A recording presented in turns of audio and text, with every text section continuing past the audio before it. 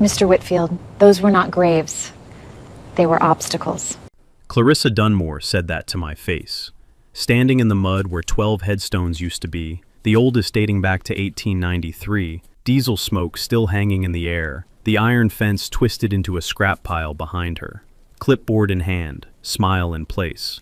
130 years of graves, gone in a single weekend. Bulldozed to make room for the fourth hole of a golf course that maybe 11 people in the neighborhood even used. I stood there and made her a promise she didn't take seriously. She should have taken it seriously. What would you do if someone looked at your family's graves and called them obstacles? Drop it in the comments, because what I did next took 18 months, 3 lawyers, 1 county assessor, and 1 very satisfying Wednesday morning at the Allegheny County Courthouse. Where are you watching from tonight? Let me know, because this one's for everyone who's ever had a petty little tyrant try to run their life from a clipboard. Let me back up. My name is Garrison Whitfield, retired pipe fitter. 31 years laying natural gas lines across 4 states, most of it West Virginia, some of it Pennsylvania, a stretch of Ohio I try not to remember because of the winters. I drive a '09 F-150 with a cracked dashboard and a back seat that permanently smells like coffee and work gloves.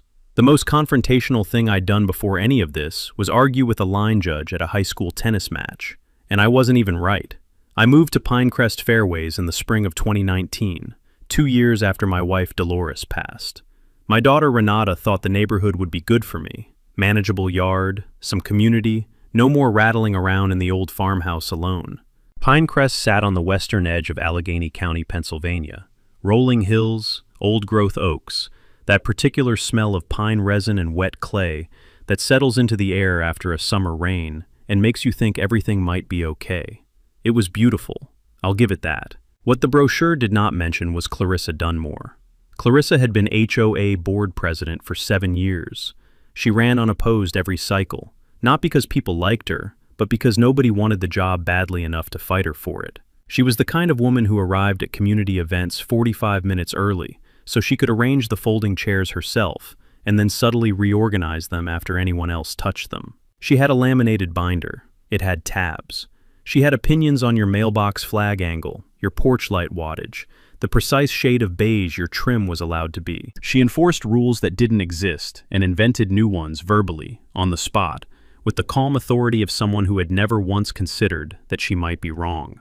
The first time I met her, she knocked on my door 2 days after I moved in. She was holding the laminated binder and wearing a blazer, on a Sunday at 9 in the morning, and she told me, in the warm, instructive tone of a kindergarten teacher explaining fire safety, that my recycling bins were 3 inches too visible from the street, that my F-150 was too large for the guest parking zone, and that my wind chime, a copper one Renata had given me the previous Christmas, was potentially actionable under Section 7.4 of the CC and RS. Section 7.4 said nothing about wind chimes. I checked that same afternoon. But I moved it inside anyway, because I was still tired from the move, and I had not yet understood that Clarissa Dunmore interpreted every concession as a permanent surrender. What I also didn't know, at the far northeast corner of the Pinecrest Fairways property, tucked behind a dense stand of old hemlock trees, sat a small private cemetery. 12 graves belonging to the Keswick family, who had farmed this land before selling it to a developer in 1973. Part of that sale included a deed restriction, recorded with Allegheny County in plain language. Those graves were to remain undisturbed in perpetuity. That word, perpetuity, was right there in the document. 3 families in the neighborhood knew about the graves. The Okafor family, the only black family on the street, had a great-grandmother who had worked on the Keswick farm. The Petrov family, Ukrainian-American, first generation, had a grandfather whose headstone stood among the Keswicks because he'd married into that farming community. And old Walt Drury, 83 years old, widower, cane, jar of wildflowers every spring. He had known those graves his entire adult life and visited them like clockwork. None of them had any reason to think the graves were in danger. The deed restriction had been recorded. It was law. Then in February of 2022, Clarissa submitted a proposal to expand the community's 9-hole golf course by 3 additional holes. The board, 4 people she had personally appointed to fill vacancies, people who had learned it was easier to agree with her than to arrive at a meeting prepared to disagree. Approved it in 11 minutes, at 7 in the morning, announced by a 2-line item buried in the monthly newsletter.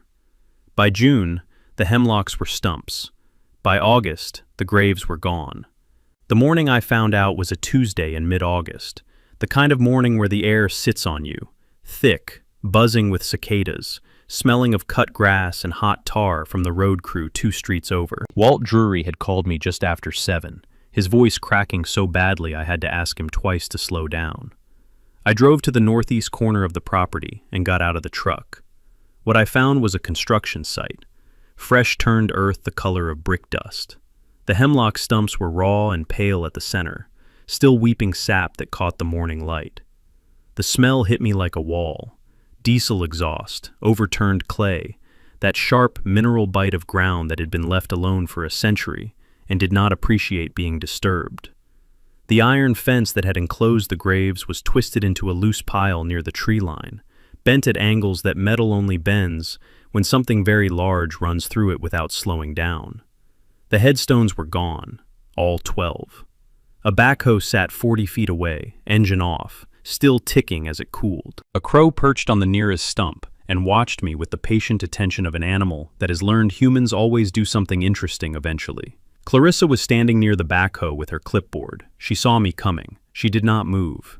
"I know what you're going to say," she said before I could open my mouth. Her tone was the one she used for violation notices. Pleasant, firm, the verbal equivalent of a door closing. The board has full authority over common areas.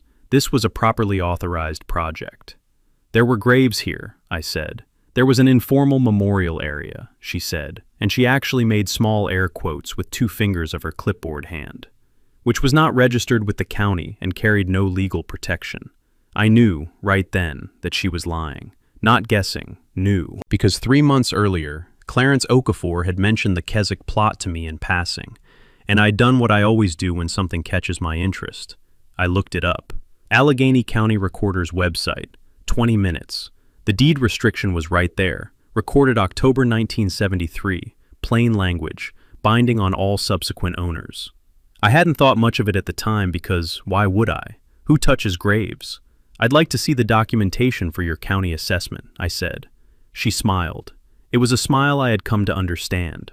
Wide, patient, the smile of someone who has never had to explain herself to anyone who mattered. "I'll have our attorney put together a summary. I'd like the actual documents." "Of course," she said, and she wrote something on her clipboard. I drove directly to the Allegheny County Recorder's office. The attorney's summary arrived 4 days later. 2 pages, no case numbers, no deed references, citing only a vague title search by an unnamed party. The kind of document that is designed to look official while containing nothing that could be checked. That was Clarissa's first move. Paper as armor. Generate official-looking material, speak with complete confidence, and count on most people not knowing what real documentation looks like. My counter took 1 afternoon and $18.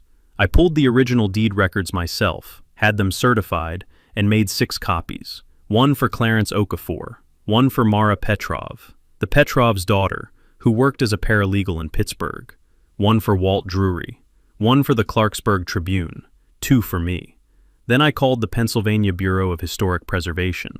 Here is something worth knowing, and I'd encourage you to actually look this up for your own state, because it's the kind of law that exists everywhere and nobody uses. Under Pennsylvania's History Code, Title 37, Section 302, disturbing a cemetery or burial ground without legal authorization is a criminal offense, not a civil matter.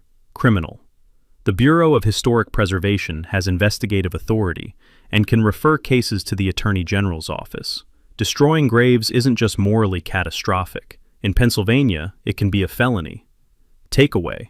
If someone disturbs a burial site in your state, don't start with a strongly worded letter. Start with your state's Historic Preservation Bureau. The number is almost always on your state government's website in under 3 clicks. The Bureau sent Agent Teresa Holbrook, compact, gray-haired, early 50s, with the quiet intensity of someone who had been doing this work long enough that each new case made her not sadder, but more precise. She walked the site for 2 hours. She collected samples, photographed the stump fields and the raw earth and the twisted iron fence, and asked me exactly one question before she left. "Do you have documentation of the deed restriction?" I handed her a certified copy on the spot. She looked at it for a long moment. "Mr. Whitfield," she said, "don't go anywhere." Meanwhile, Clarissa sent an email to the entire neighborhood that same week, describing the golf course expansion as a community-approved beautification initiative and inviting everyone to a ribbon-cutting celebration at the new 4th hole the following Saturday. She included directions. She included a suggested dress code. Smart casual. I am not making that up. Smart casual. For a ribbon cutting. Over a graveyard. The woman had nerve you could measure in geological units. The ribbon cutting never happened. The Bureau of Historic Preservation issued a cease and desist on the construction project the day before. Orange State Agency stakes appeared in the ground where the 4th hole was supposed to be, and by Friday afternoon, there were 2 Bureau vehicles parked on the access road with their flashers on. I happened to be walking past when Clarissa saw the stakes from across the fairway. I want to be careful about what I say here because I am a man who tries to be fair, but the expression that crossed her face in that moment, a flicker of something she immediately covered with her default smile, was one of the more satisfying things I have witnessed in my 63 years on this earth. She recovered fast. That was the thing about Clarissa. She was quick. She had, I would learn, been quick her entire adult life, which was probably why she had gone unchallenged for so long. She retained a real estate attorney named Bradford Silas within the week, drove a red Mercedes, wore cufflinks to outdoor meetings, the type. And Bradford fired a letter claiming the deed restriction was unenforceable because the original Keswick family had no living descendants to uphold it. That argument had just enough legal texture to be dangerous. If there was no one with standing to enforce the restriction, it might be challenged in court. Clarissa was betting that the families most affected, the Okafors, the Petrovs, old Walt, lacked either the resources or the stamina to fight. She was wrong on both counts, but she didn't know that yet. Mara Petrov had been busy with genealogy databases for 2 weeks. She found Aldous Keswick, 73, retired schoolteacher, Columbus, Ohio, who had not known his family's graves had been destroyed until Mara called him on a Tuesday evening. She told me afterward that the line went very quiet for a long time. Then he said, "Tell me who I need to call." Aldous drove to Clarksburg the following Saturday. He was tall, thin, deliberate, wire-rimmed glasses, the unhurried movements of a man who had spent decades standing in front of teenagers and had learned that patience was not weakness, but strategy. He walked the site without speaking for a long time, hands in his coat pockets, boots crunching on gravel. The raw earth had started to dry by then, cracking at the surface in that particular way that makes disturbed ground look like something wounded, healing wrong.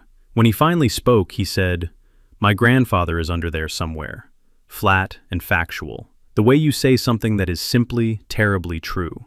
With Aldous as a plaintiff, Bradford Silas's standing argument collapsed. He pivoted to a new angle, filing for a declaratory judgment claiming the deed restriction had been abandoned through non-enforcement. This is a real legal doctrine.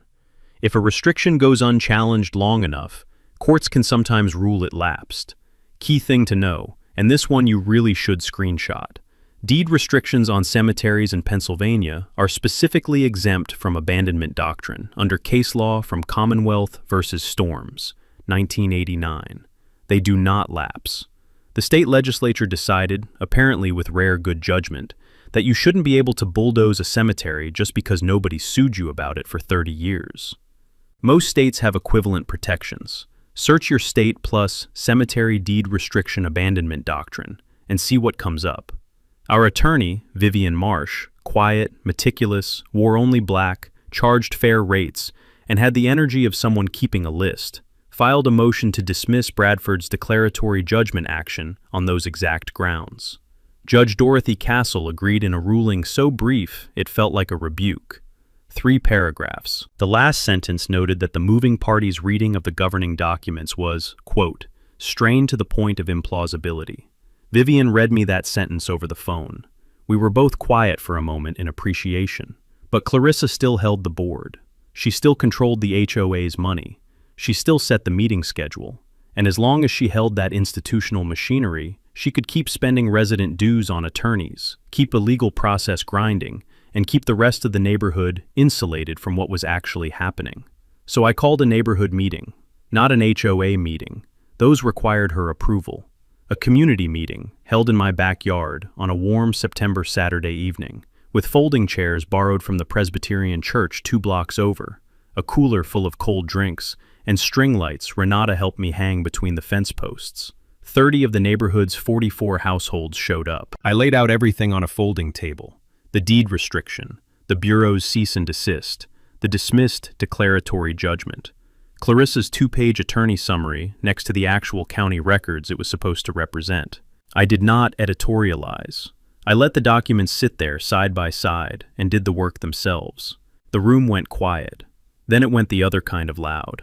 Harriet Stoll, retired school administrator, 22 years on the street, had never once publicly crossed Clarissa, stood up and said, in the voice of someone spending something they'd saved for a long time, "She lied to us." 2 words. The room shifted. You could feel it, the way air shifts before a storm. Clarissa responded to the backyard meeting with what I can only describe as administrative fury. Within 6 days, 16 households received violation notices. Lawn height, fence visibility, a basketball hoop 2 inches past the setback line. My truck, again, in a spot I had been parking in for 3 years without incident. One family got cited for a rain barrel that wasn't, and I want to be precise here, aesthetically integrated into the surrounding landscape architecture. Their rain barrel was brown. It was behind a bush. I went and looked at it myself. It was fine. The citations were retaliation, and everyone knew it, and Clarissa didn't even bother to make them subtle, which told me something. She was rattled. Petty tyrants lean hardest on the machinery when the machinery is the only thing they have left. Here's what most people don't know about HOA violation notices, and this is genuinely useful information. They are only as powerful as the governing documents allow them to be. The Pinecrest Fairways CC&Rs required written notice, then a 30-day cure period, then a formal hearing before the board before any fine could be levied. Vivian walked all 16 cited residents through the process. We requested hearings for every single citation, simultaneously, and we showed up to each one with documentation. The board meetings became 3-hour events. Clarissa, who had been running them in 15 minutes for 7 years because she was essentially talking to herself, began visibly running out of the particular energy that comes from never being challenged. She started arriving with more coffee. Her binder got thicker. Then she went to the press, not the Clarksburg Tribune, which had been covering the grave story with appropriate sympathy. She went to the Pinecrest Gazette, a neighborhood circular whose editor, a man named Doyle, happened to be her brother-in-law. The headline was, "Activist Faction Threatens Community Harmony with Coordinated Legal Campaign." The article described me as a recently relocated outsider with unclear motives, and quoted an unnamed board member suggesting the situation had generated fear among long-term residents. It did not mention the graves once. I read it twice. I showed it to Vivienne. She didn't say anything for a moment. Then she circled the phrase, "unclear motives," and the word "outsider" with a mechanical pencil and said, "She's leaving fingerprints." She was right, because the smear attempt did what amateur smear attempts always do when there's a real reporter paying attention. It drew exactly the wrong kind of attention. Dominic Ferrante, at the Pittsburgh Post-Gazette, had been tracking the Bureau of Historic Preservation investigation and the court filings for weeks. Now he had a neighborhood newsletter calling a retiree an outsider for objecting to the demolition of graves. He called me on a Thursday. The story ran the following Tuesday. By Wednesday, it had been picked up by a Pennsylvania news aggregator. By Friday, it was on a National Cemetery Preservation Watchdog site. Clarissa started getting emails from people in states she had probably never thought about. She made one more move before things fully unraveled. She called an emergency board meeting, just the 5 of them. No community notice, technically permissible under a rarely invoked clause, and used it to authorize an additional $40,000 in HOA legal fees from the Community Reserve Fund. $40,000. From dues paid by 30 families to keep fighting a man over his grandfather's grave. That authorization was, as it turned out, the thread that unraveled the whole sweater. Because Roland Faber, a quiet accountant who had been on the board for 2 years, and who I strongly suspect had been profoundly unhappy for approximately 23 months of that tenure, forwarded the emergency meeting minutes to Vivienne. And Vivienne found the number that changed everything. The HOA's course maintenance reserve had been funded for 3 years at $15,000 annually. The balance should have been $45,000. The actual balance, per the most recent financial statement, was $3,200. $42,000 had gone somewhere, and the only person with signature authority on that account was Clarissa Dunmore. Vivian called me on a Sunday evening. She didn't say anything specific on the phone. She just said, "Come to my office Monday morning. Bring every HOA financial document you have, going back 3 years." I had them. Every newsletter, every budget summary, every dues statement, in a manila folder I'd started keeping from month 2 of living in Pinecrest. Call it pipefitter instinct. 30 years of working on systems that could fail catastrophically taught me to keep records of anything that looked like it might one day need to be explained. Vivian's office smelled of strong coffee and old case files, the comfortable smell of a person who does serious work in a fixed place and doesn't apologize for it. She laid 4 years of HOA financial summaries across her conference table and walked me through them with a mechanical pencil, tapping figures with the quiet focus of someone following a trail. The course expansion had cost approximately $180,000 per contractor invoices obtained through discovery in Aldous Keswick's civil case. The HOA had authorized $95,000 for the project. The remaining $85,000 had come from a line item Clarissa had described in board minutes as external development contributions, no contributor named. The contributor was Green Summit Leisure LLC, a real estate development company that had been quietly acquiring parcels in Allegheny County for 3 years. Wholly owned by a holding company whose registered agent was Bradford Silas, the same attorney currently billing the HOA to fight the grave restoration lawsuit.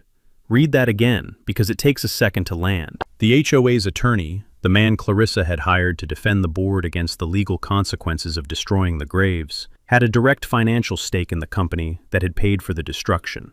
He had helped arrange the deal and was now helping defend it. In Pennsylvania, that is a textbook conflict of interest under Rules of Professional Conduct 1.7.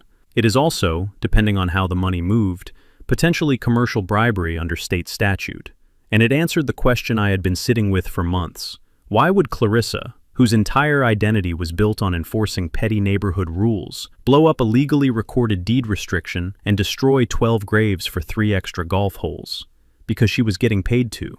Green Summit Leisure had plans for a luxury residential development on a parcel adjacent to Pinecrest Fairways. An expanded 18-hole private golf course was a central selling point for that development. Clarissa had apparently been promised a consulting contract and a seat on the LLC's advisory board.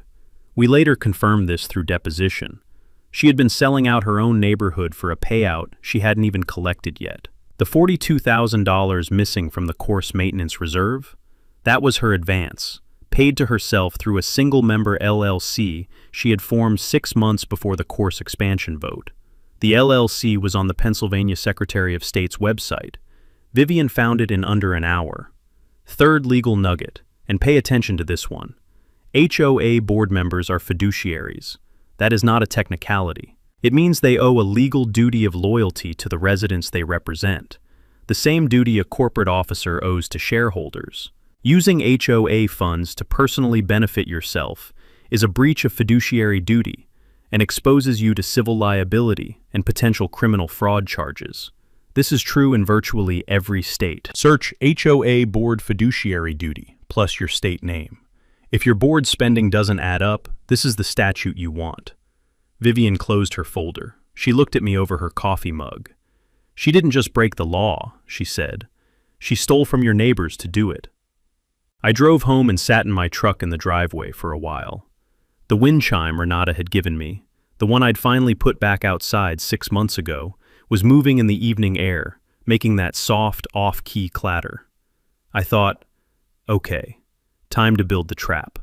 The plan ran on 3 tracks simultaneously: legal, financial, and community. Every piece had to land in sequence, or the whole thing would be a moral victory without teeth.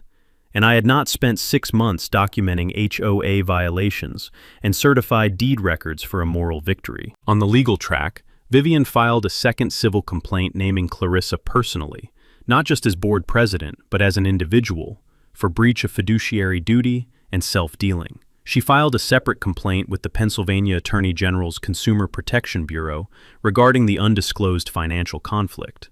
Then she filed a complaint with the Pennsylvania Disciplinary Board about Bradford Silas. She mentioned this last one almost as an afterthought, the way someone mentions they also packed a spare tire, but the particular quality of her voice when she said it suggested she had been looking forward to filing it for some time. On the financial track, Mara Petrov organized the formal audit demand.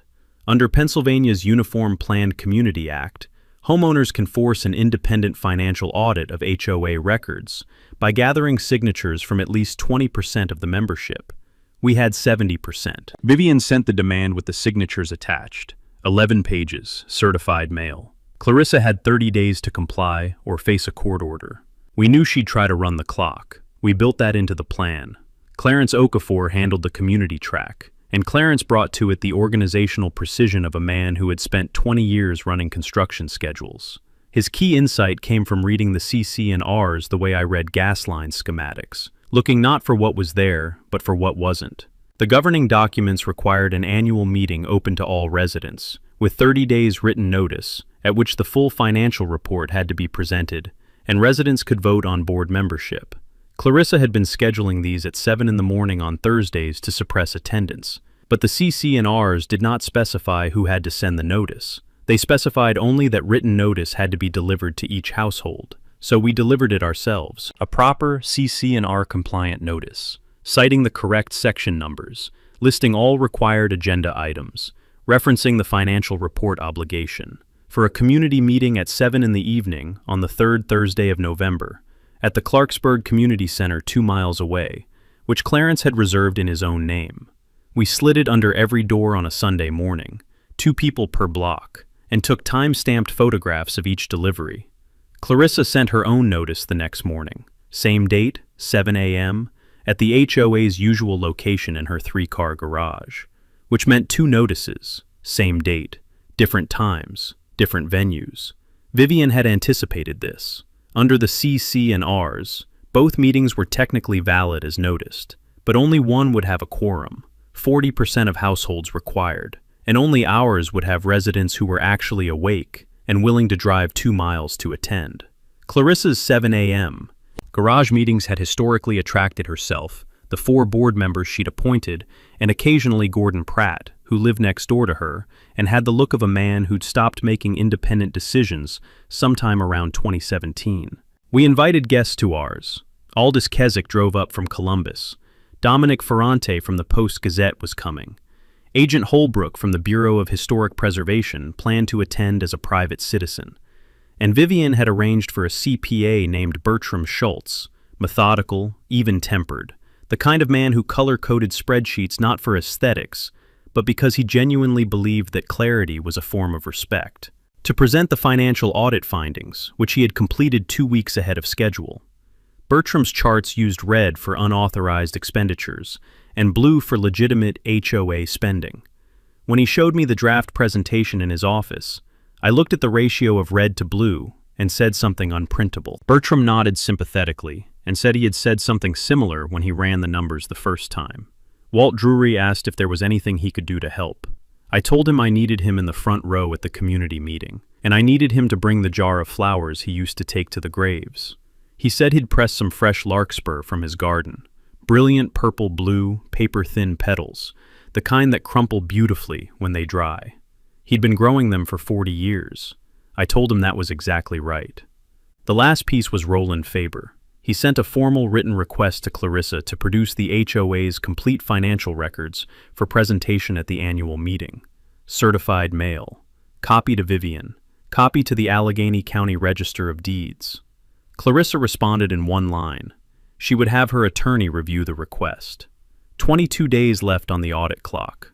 Clarissa spent the 2 weeks before the annual meeting trying to blow up the chessboard. First move. A new attorney. Bradford Silas was no longer available, for obvious reasons, who filed an emergency motion to invalidate our community meeting notice on the grounds that only the board had authority to call an annual meeting.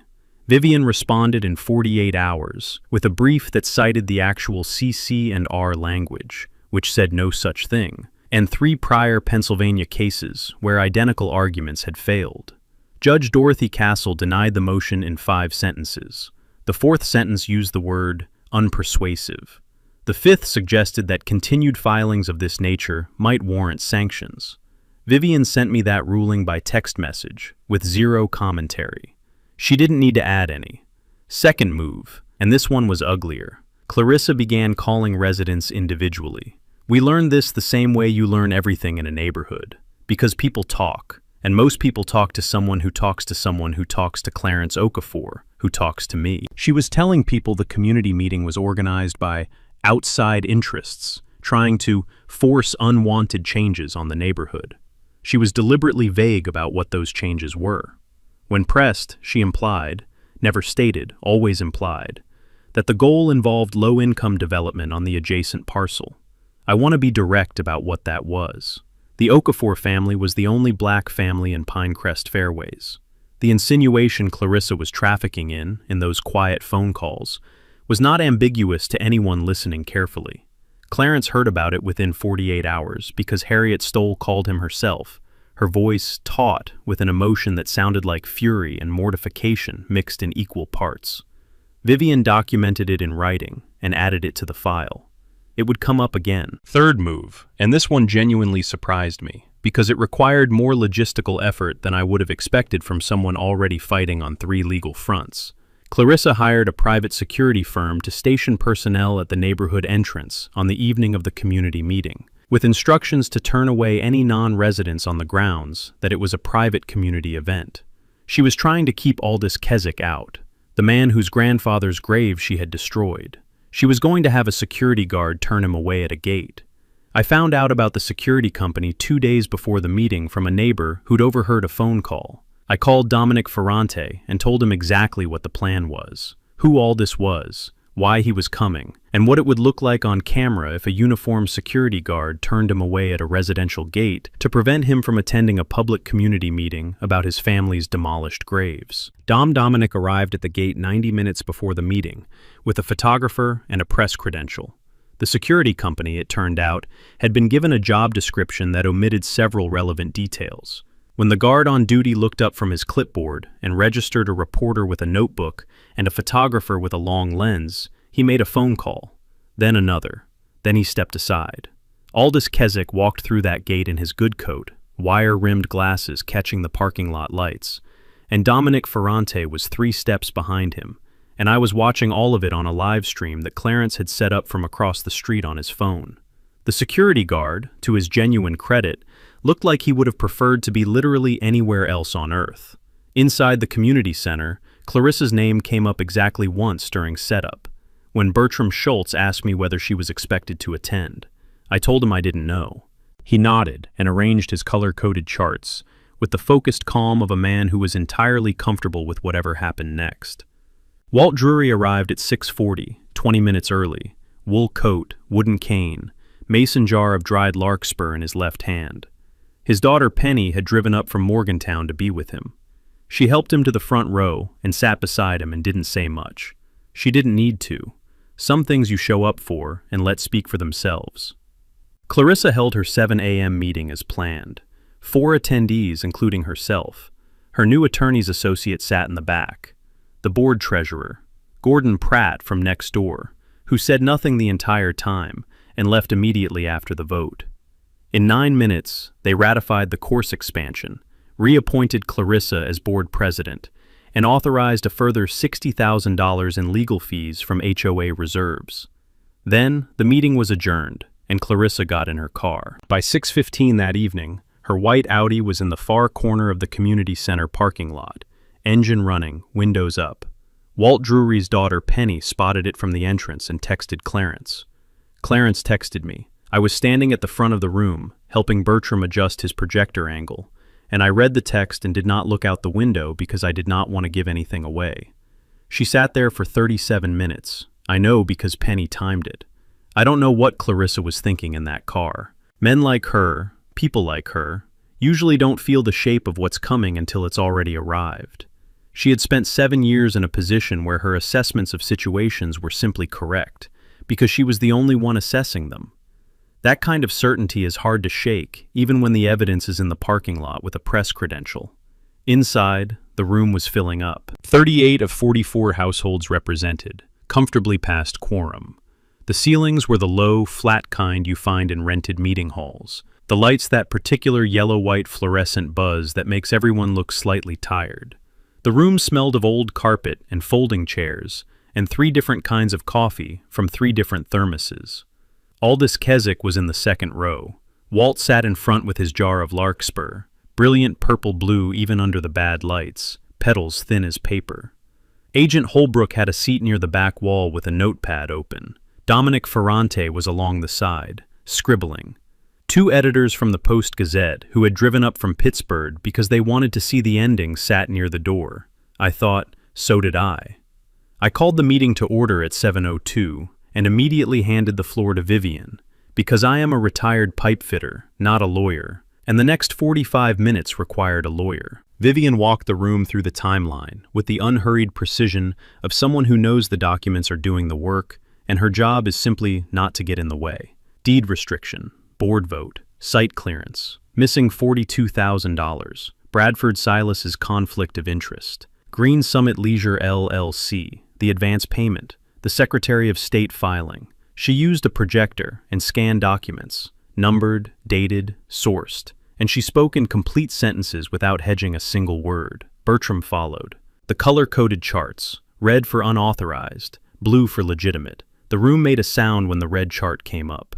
Not a gasp exactly, more like the kind of collective exhale you hear when something heavy finally hits the floor. Then Aldous Keswick stood up. He spoke for 4 minutes and did not raise his voice once. He talked about his grandfather, a man who had worked this land for 30 years, been buried on it in 1908, had a headstone with his name on it that had stood for over a century. He talked about driving from Columbus and standing on that raw clay in the October cold. He talked about what it means, not legally, not financially, just as a plain human fact, when the place where your people are buried is looked at by someone with a clipboard and called an obstacle. The room was very quiet when he sat down. The vote to remove Clarissa Dunmore as board president, called under the CC&R provision allowing removal of officers for cause. 35 for, 1 against, 2 abstentions. Roland Faber was voted in as interim president on the same ballot. The vote to retain Vivian Marsh's firm as HOA legal counsel, 36 for, 0 against. The vote to pursue full restoration of the gravesite, funded from HOA reserves, and sought from Clarissa Dunmore personally in civil recovery for any shortfall, 36 for, 0 against. It was 9:20 p.m. People were standing in the aisles talking, that particular animated relief of a crowd that has been holding its breath for a long time and has finally been given permission to exhale. Aldous was talking to Clarence by the coffee table. Harriet Stoll was shaking Vivian's hand. Walt Drury's daughter had her arm around his shoulders. The back door opened. Clarissa walked in. Same blazer she always wore to board meetings. Clipboard under one arm, the smile in place, present, practiced, her most reliable tool. But something in her had shifted, the way a building shifts before it settles. Not visibly collapsed, but no longer quite plumb. She looked at the projector screen, still showing Bertram's red and blue chart. She looked at Aldous. She looked at me. "I'd like to address the community," she said. Vivian looked up from her notes with the pleasant neutrality of a judge who has already issued the ruling. "This meeting has adjourned, Ms. Dunmore." Clarissa stood there for a moment, then she turned and walked back out the door. The latch clicked shut behind her. Outside, her Audi started. Its headlights swept once across the community center windows, a brief, pale streak, and then she was gone. The thing about a trap is that by the time it closes, it's already done its work. The community center vote was the ceremony. The trap had been running for 2 months before that, quietly, and it closed on a Wednesday morning in December at the Allegheny County Courthouse. The Pennsylvania Attorney General's office had opened a formal investigation in October, triggered by Vivian's complaint to the Consumer Protection Bureau and accelerated by Bertram Schultz's audit, which he had forwarded directly with a cover letter that was, by all accounts, 4 pages of the most precise and devastating accountant prose ever produced in Allegheny County. The investigation covered HOA financial fraud, breach of fiduciary duty, and conspiracy to defraud homeowners, naming Clarissa Dunmore, Bradford Silas, and Green Summit Leisure, LLC. On that Wednesday, Clarissa was served with civil process in the parking lot of a Whole Foods 8 miles from Pinecrest Fairways. The process server caught her next to her cart, between the organic produce and the checkout. She left the cart where it stood. Dominic Ferrante published the story that evening. He included the detail about the abandoned cart. I did not feel bad about laughing at that. The civil lawsuit Vivian filed on behalf of the neighborhood, and Aldous Keswick specifically, named Clarissa as an individual, named Bradford Silas, and named Green Summit Leisure LLC.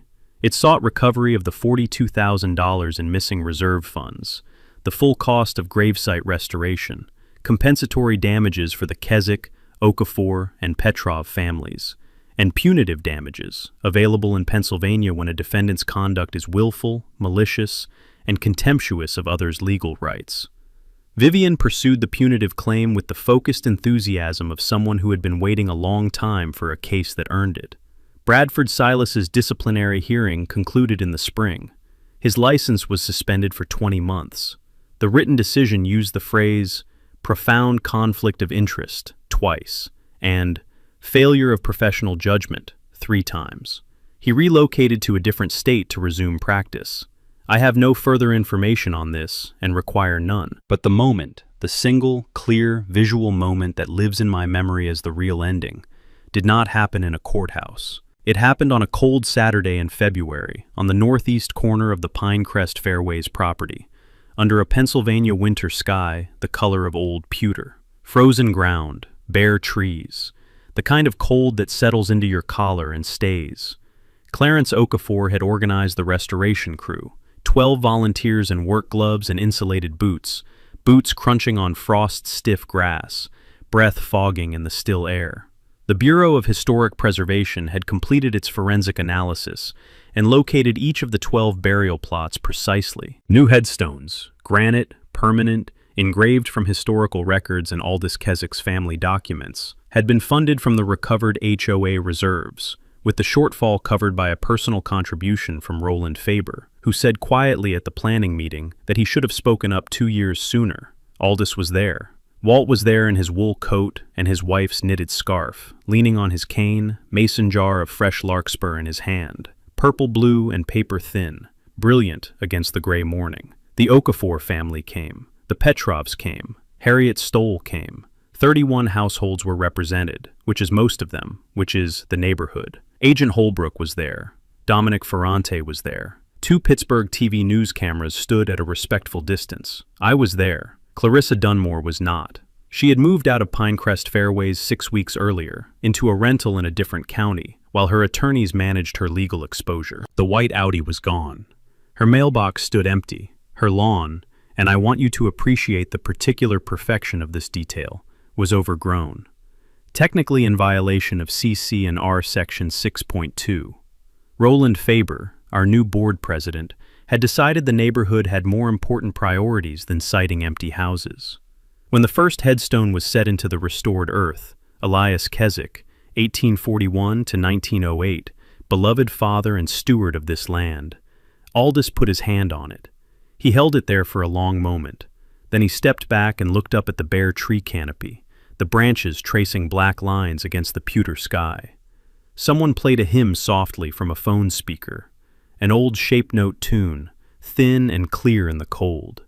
Aldous had chosen it. I was standing next to Walt Drury.